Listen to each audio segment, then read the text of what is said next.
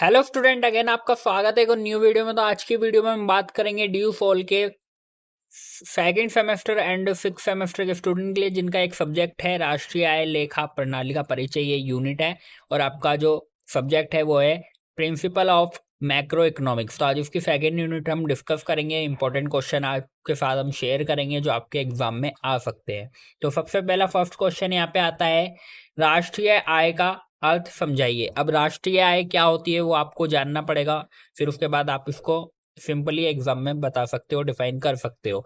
तो देखो, राष्ट्रीय आय का मैं आपको बताऊं तो एक देश में एक वर्ष में जितनी भी वस्तुएं और सेवाओं का उत्पादन होता है, यानी कि अंतिम वस्तुएं जो डायरेक्टली कंज्यूमर के पास जाएगी, कस्टमर के पास जाएगी, उसको अंतिम वस्तु यहाँ पे कहा जाता है। तो एक देश में एक वर्ष में अनेक वस्तुएं एवं सेवाओं का उत्पादन होता है और उससे जो इनकम जनरेट होती है उसको राष्ट्रीय आय कहा जाता है। तो राष्ट्रीय आय का यहाँ पे अलग से भी बोल रखा है, तो आप वो भी देख सकते हो।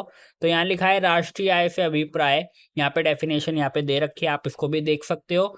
राष्ट्रीय आय से अभिप्राय अंतिम वस्तु और सेवाओं के शुद्ध प्रवाह के मौद्रिक मूल्य से है जो एक वर्ष में एक देश में होता है।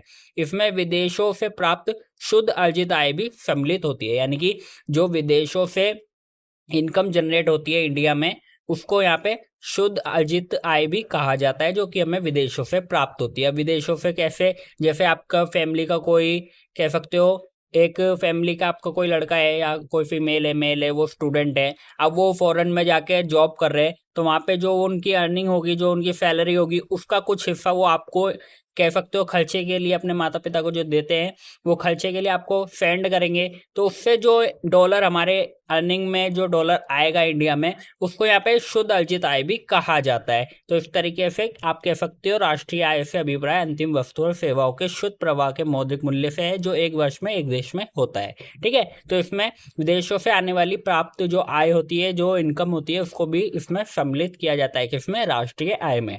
तो आप समझ गए होंगे कि राष्ट्रीय आय क्या होता है। तो बाकी इसका आंसर यहाँ पे लिखा है, तो आप इसको यहाँ पे देख सकते हैं। ठीक है, फिर उसके बाद क्वेश्चन आपके लिए आ सकता है 5 नंबर में कि आपका निम्नलिखित में से किसी एक पे आपको शॉर्ट नोट लिखने को आ सकता है। तो इसमें कहता है घिसावट क्या है, यानी कि डेप्रिसिएशन। आपने बीकॉम के स्टूडेंट हो, आपको पता होगा डेप्रिसिएशन क्या होता है। स्थायी पूंजी का उपभोग। फिर आ सकता है विदेशों से अर्जित शुद्ध साधन आय और दोहरी गिनती की समस्या। इन तीनों को आपको डिफाइन करना है, ये चीजें क्या होती है। तो आप इसको इजीली समझा सकते हैं। इसका आंसर आप देख लेते हैं एक बार किस तरीके का दे रखा है। तो इसका आंसर यहाँ पे लिखा है, तो आप देख सकते हो स्थायी पूंजी का उपभोग, यानी कि आपकी घिसावट यानी डेप्रिसिएशन क्या है वो यहाँ पे देख सकते हो। तो यहाँ पे लिखा है प्रत्येक फर्म की स्थायी पूंजी, जैसे मशीनरी, भवन, उपकर आदि, यानी कि भवन, इमारतें वगैरह जो होती है, के मूल्य में वर्ष के दौरान प्रयोग में टूट फूट या अप्रचलन आदि कारणों से कमी हो जाती है।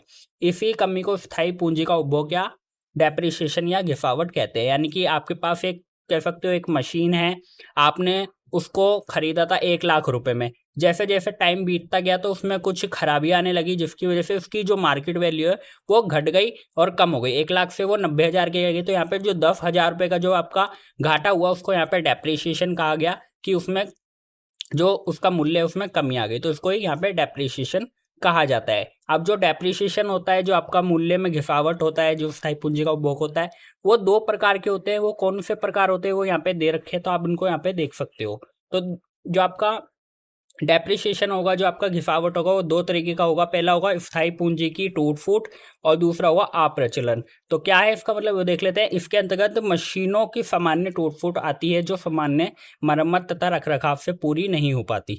यानी कि बहुत सारी मशीन ऐसी होती है जिसमें, कह सकते हो, टूट फूट हो जाती है या पुरानी हो जाती है, तो उसमें कोई, कह सकते हो, रिपेयरिंग नहीं हो पाती, तो उस चीज़ को यहाँ पे स्थायी पूंजी की टूट फूट कहा जाता है, जो कि डेप्रिसिएशन का एक भाग है। फिर उसके बाद आता है अप्रचलन।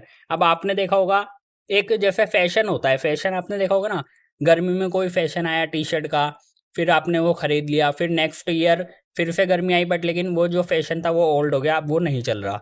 तो अब उसकी वजह से क्या हुआ, उस टी शर्ट की एकदम वैल्यू गिर गई, उसकी डिमांड गिर गई, तो उसकी वजह से यहाँ पे डेप्रिसिएशन हो गया। तो अप्रचलन के कारण भी यहाँ पे डेप्रिसिएशन देखने को मिलता है। तो उसके 2 प्रकार होते हैं, एक होता है स्थायी पूंजी की टूट फूट और दूसरा होता है अप्रचलन। ठीक है, तो ये घिसावट के 2 प्रकार होते हैं। ठीक है, फिर उसके बाद यहाँ पे दे रखा है अप्रचलन में भी 2 पॉइंट होते हैं।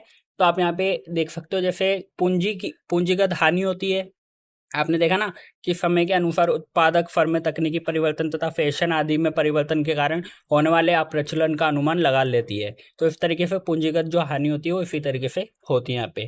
फिर उसके बाद पॉइंट है आपका दोहरी गिनती की समस्या क्या है, वो आपको यहाँ पे पढ़नी पड़ेगी। उसके लिए क्या है आप देख सकते हो, तो यहाँ पे लिखा है हमें दोहरी गिनती की समस्या से बचना चाहिए। अब क्यों बचना चाहिए, क्या होता है, वो भी आपको देखना पड़ेगा। तो यहाँ पे आंसर में लिखा है उत्पादन राष्ट्रीय उत्पाद की गणना करते समय एक वस्तु का मूल्य एक ही बार आंका जाना चाहिए। यानी कि जब आप राष्ट्रीय उत्पाद की गणना कर रहे हो तो उस एक ही टाइम पर एक ही वस्तु का मूल्य काउंट करना चाहिए। यदि एक वस्तु का मूल्य दो या दो से अधिक बार आंका जाता है तो इसे दोहरी गिनती की समस्या कहते हैं। यानी कि वन टाइम वन प्रोडक्ट का जो वैल्यू है वो काउंट करना चाहिए। अगर आप सेम टाइम पर सेम प्रोडक्ट का अमाउंट दो बार कलेक्ट कर रहे हो, काउंट कर रहे हो, तो उसको दोहरी गिनती की समस्या कहा जाता है। ठीक है, आप समझ गए होंगे कि इसका मतलब क्या है। अब इसके कैसे बचना चाहिए वो भी देख लीजिए, एग्जाम में आ सकता है। तो देखिए इस समस्या बचने के लिए क्या उपाय यहाँ पे दे रखे हैं। पहला है केवल अंतिम वस्तुओं का मूल्य ज्ञात करना। आपने देखा जैसे आप देखोगे रॉ मटेरियल होता है, फिर रॉ मटेरियल से प्रोडक्ट को बनाया जाता है, फिर उसको फिनिश गुड भी कहा जाता है। तो फिनिश गुड क्या होगा आपका, केवल अंतिम वस्तु में गिना जाएगा। अगर आप रॉ मटेरियल का अमाउंट भी गिन रहे हो फिर उसके बाद उसको फिनिश गुड में भी गिन रहे हो, तो यहाँ पे एक ही प्रोडक्ट है, आपका रॉ मटेरियल भी है वो, और उसके बाद वो प्रोसेस होने के बाद वो आपका फाइनल गुड भी बन गया, यानी फिनिश गुड भी बन गया। अब आपने इसका भी अमाउंट काउंट कर लिया एंड इसका भी कर लिया, तो दो बार ये हो गया ना। तो कहीं ना कहीं कैलकुलेशन में गलती आएगी, क्योंकि आपको तो सिर्फ फिनिश गुड का अमाउंट कैलकुलेट करना है, बट आप यहाँ पे रो का भी कर रहे हो एंड आप अपना फिनिश गुड का भी कर रहे हो। तो ये चीज़ आपको नहीं करनी, ओनली अंतिम वस्तु का ही आपको मूल्य ज्ञात करना है। फिर उसके बाद आता है मूल्य वृद्धि विधि द्वारा। अब मूल्य वृद्धि विधि क्या होती है वो देख लीजिए। दोहरी गिनती की समस्या को मूल्य वृद्धि विधि द्वारा भी दूर किया जा सकता है। तो इसको आप देख सकते हैं किस तरीके से बोला है वो देख लीजिए एक बार, नीचे इसमें दे रखा है पूरा, तो इस तरीके से आपको करना है। फिर आता है विदेशों से अर्जित शुद्ध आय। अब आपने देखा राष्ट्रीय आय में विदेशों से जो इनकम जनरेट होती है, जो विदेशों से इंडिया में जो भी आय इनकम आती है उसको भी राष्ट्रीय आय में सम्मिलित किया जाता है। अब उसमें कौन कौन सी आय को सम्मिलित किया जाता है वो भी आप देख लीजिए। जैसे जैसे इसमें आया उत्पन्न लगान, यानी कि जो आपका टैक्स है वो आपका होगा। आपके पास जो ब्याज आ रहा है, इंटरेस्ट आ रहा है, वो शामिल किया जाएगा। जो वहाँ के एम्प्लॉय जो काम कर रहे हैं उनकी सैलरी यहाँ पे जोड़ी जाएगी, और जो प्रॉफिट है उसको यहाँ पे जोड़ा जाएगा। तो इन सभी को ही विदेशों से अर्जित शुद्ध आय में सम्मिलित किया जाता है, जब भी आप कह सकते हो दोहरी गणना से बच सकते हो। तो ये इसके कुछ उपाय थे, आई होप आपको पता चले होंगे। इसके बाद चलते हैं नेक्स्ट क्वेश्चन की ओर। फिर उसके बाद आपका क्वेश्चन इस तरीके का बनेगा, आप देख लीजिए कि निम्नलिखित अवधारणाओं की व्याख्या कीजिए। सकल राष्ट्रीय उत्पाद क्या होता है, शुद्ध राष्ट्रीय उत्पाद क्या होता है, और सकल घरेलू उत्पाद क्या होता है, एंड आपका शुद्ध घरेलू उत्पाद क्या होता है। ये आपने 12th क्लास में पढ़ा होगा, तो आपको ज़्यादा आपको समझने की जरूरत नहीं पड़ेगी। अगर आप एक बार पढ़ लोगे तो आपको समझ आ जाएगा। मेरा मेन मोटिव आपको इंपॉर्टेंट क्वेश्चन बताना है, तो इस यूनिट के इंपॉर्टेंट क्वेश्चन मैं बताता चल रहा हूँ, और आप इसको अपनी बुक से भी पढ़ सकते हो। एक बार आपको इंपॉर्टेंट क्वेश्चन पता चल जाएंगे तो आपको समझ आ जाएगा। तो सकल राष्ट्रीय उत्पाद जीएनपी का यहाँ पे बता रखा है, तो आप देख सकते हो क्या बता रखा है इसका। सकल राष्ट्रीय उत्पाद से अभिप्राय एक देश में एक वर्ष में उत्पादित अंतिम वस्तुओं और सेवाओं के सकल मूल्य तथा विदेशों में शुद्ध अर्जित आय के जोड़ से है। तो जीएनपी का यहाँ पे फॉर्मूला भी दे रखा है, तो आप इसको देख सकते हो। ठीक है, तो इस तरीके से आपको सबको डिफाइन करना है एक एक करके। वीडियो थोड़ी लॉन्ग हो जाएगी, इसलिए मैं बस आपको आंसर दिखा रहा हूँ।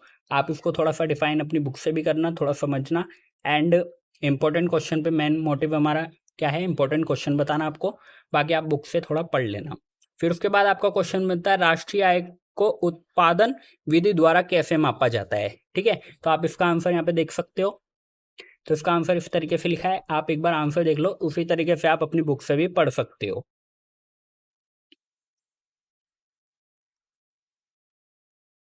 इसकी 3rd यूनिट जल्दी आएगी, तो उसके लिए चैनल को सब्सक्राइब कर लेना, ताकि आपको टाइम पर अपडेट मिल जाए।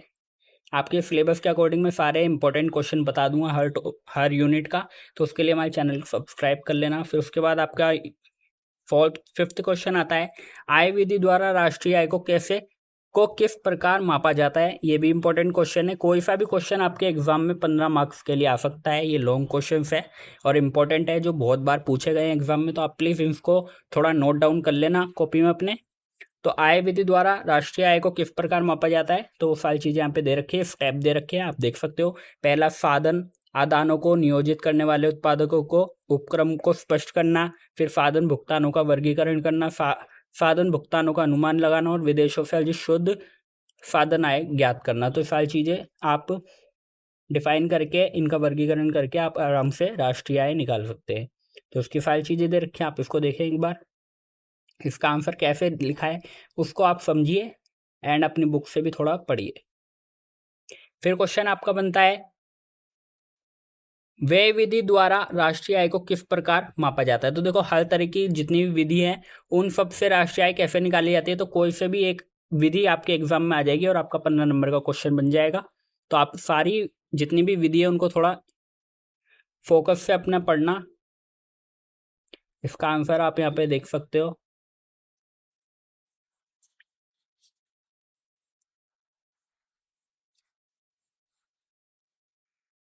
थोड़ा मैं वीडियो थोड़ा फास्ट कर रहा हूँ स्क्रॉल, आप थोड़ा सा इसको पॉज करके देख लेना। फिर उसके बाद इंपॉर्टेंट क्वेश्चन आपका 7 बनता है, राष्ट्रीय आय के मापने में उठने वाली समस्याओं को संक्षेप में विवरण दीजिए। यानी कि राष्ट्रीय आय का जब आप आकलन करते हो तो उसमें क्या क्या समस्याएं आपको देखने को मिलती है, वो सारी चीज़ें आपको यहाँ पे बतानी है।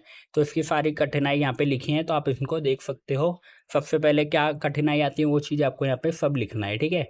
तो ये सारी कठिनाई यहाँ पे लिखी है, समस्याएं लिखी है, तो आप इनको पढ़ लेना और अपने अकॉर्डिंग इनको प्रिपेयर करना। क्वेश्चन इंपॉर्टेंट है, कोई सा भी क्वेश्चन आपके एग्जाम में 99% आ सकता है।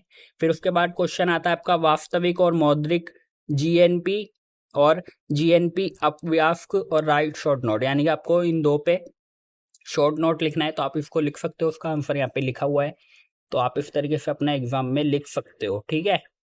फिर उसके बाद फॉर्मूला आपके एग्जाम में कह सकते हो न्यूमेरिकल क्वेश्चन भी आ सकता है, तो आप थोड़ा फॉर्मूला भी ध्यान में रख के जाइएगा। तो इस तरीके से आपका ये यूनिट था, इसमें टोटल 8 क्वेश्चन थे, इंपॉर्टेंट क्वेश्चन है इसलिए मैं आपको बता रहा हूँ। एंड आपकी 3rd यूनिट, नेक्स्ट वीडियो आपकी जल्दी आएगी 3rd यूनिट की, तो उसके लिए चैनल को सब्सक्राइब कर लेना और वीडियो लाइक कर देना। कमेंट करके आपको कोई डाउट हो तो प्लीज़ शेयर हमारे साथ ज़रूर करना।